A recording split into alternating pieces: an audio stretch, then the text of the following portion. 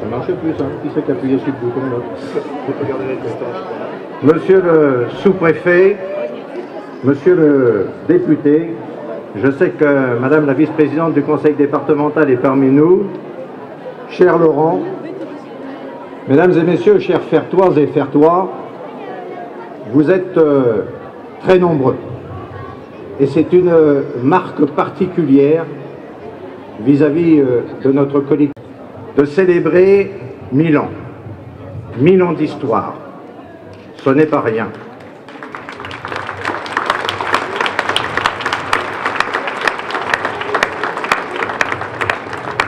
Je voudrais d'ores et déjà remercier toutes les petites femmes et les petits hommes bleus.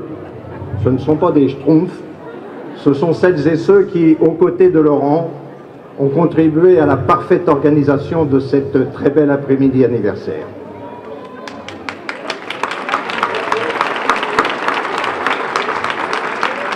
Remercier l'ensemble des services de la collectivité, technique, communication, tous les autres, qui ont aussi œuvré aux côtés des élus pour cet après-midi. Remercier les services de l'État, monsieur le sous-préfet, notamment de sécurité. Remercier les services d'incendie et de secours, les services aussi de santé qui se sont tous mobilisés pour que cet après-midi soit une après-midi de convivialité.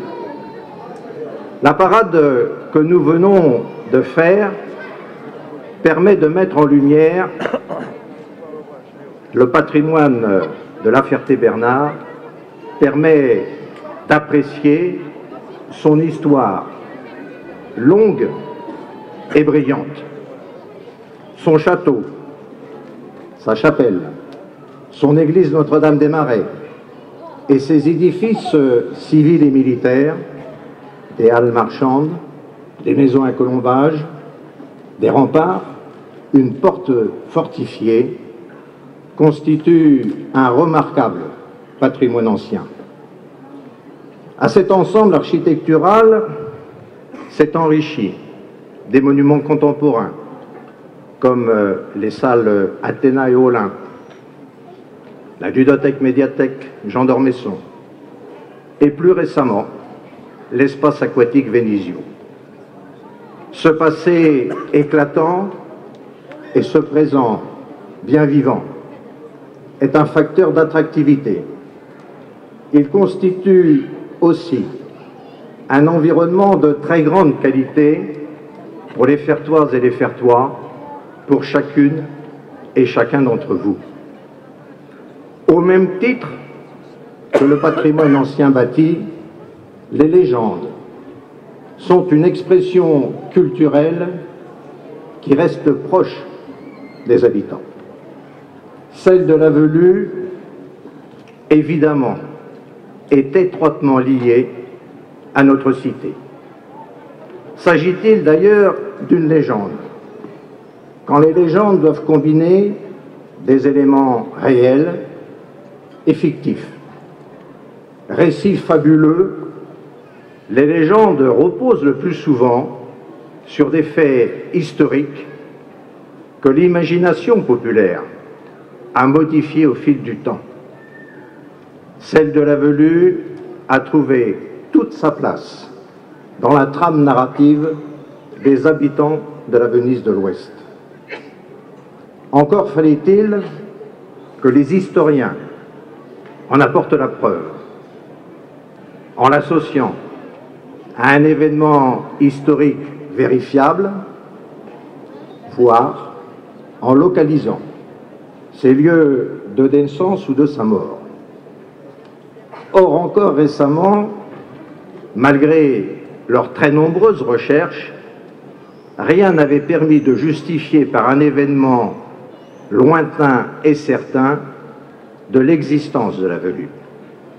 De la même manière, son lieu de naissance restait un mystère qui restait et qui échappait à toutes les investigations.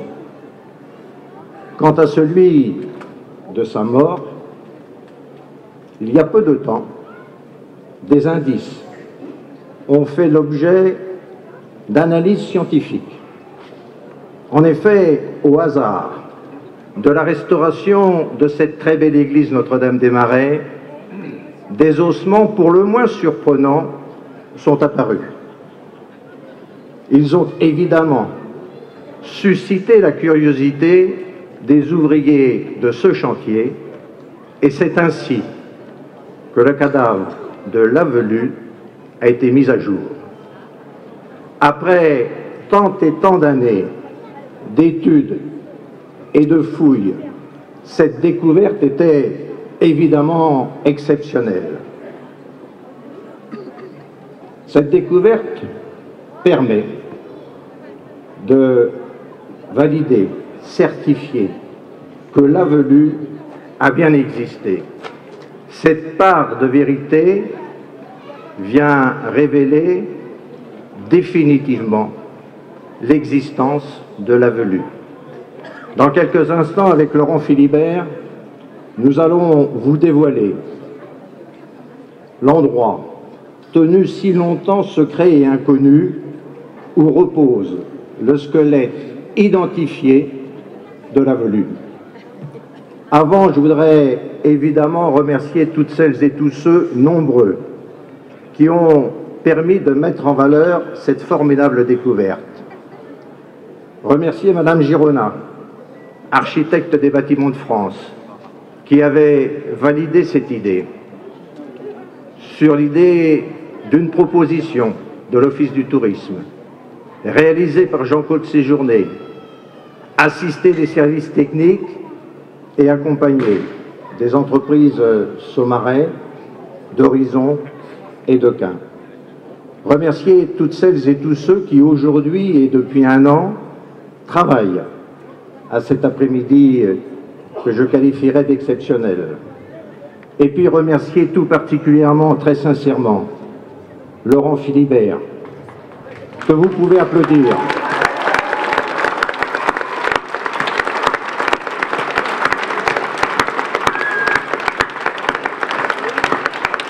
Laurent, depuis plus d'un an, ne dort plus, ne mange plus, ne pense qu'à Lavelu. Il nous agace avec ça, tous les jours. Et plus sérieusement, non, il a fait un travail extraordinaire. Alors pas tout seul, évidemment, mais si Laurent n'avait pas été là, rien n'aurait été possible. Et donc, dans quelques instants avec Laurent, nous allons vous découvrir ce sarcophage si longtemps tenu secret et qui nous permet, au milieu de cet après-midi anniversaire, d'avoir un moment évidemment fort, mais nous vous invitons évidemment avec Laurent à parcourir tout ce centre-ville de La Ferté-Bernard qui vous est livré. Appropriez-vous le centre de La Ferté, appropriez-vous toutes les animations, toutes les activités qui vont vous mobiliser tout l'après-midi. Profitez de la restauration et profitez ce soir de ce très beau spectacle pyrotechnique. Belle et belle après-midi à chacune et à chacun d'entre vous. Vive Lavelu, vive La Ferté-Bernard.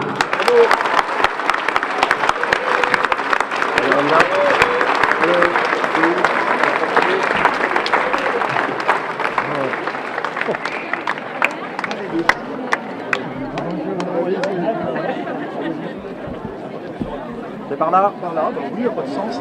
Il n'y aurait pas de musique? Laurent, c'est presque fini. Allez, après c'est... Tiens, prends le coup par là. Allez.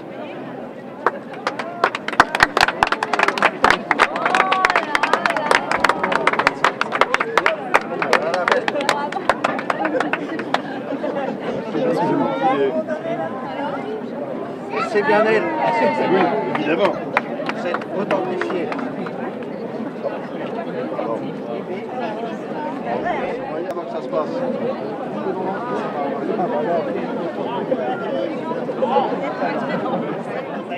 Musique.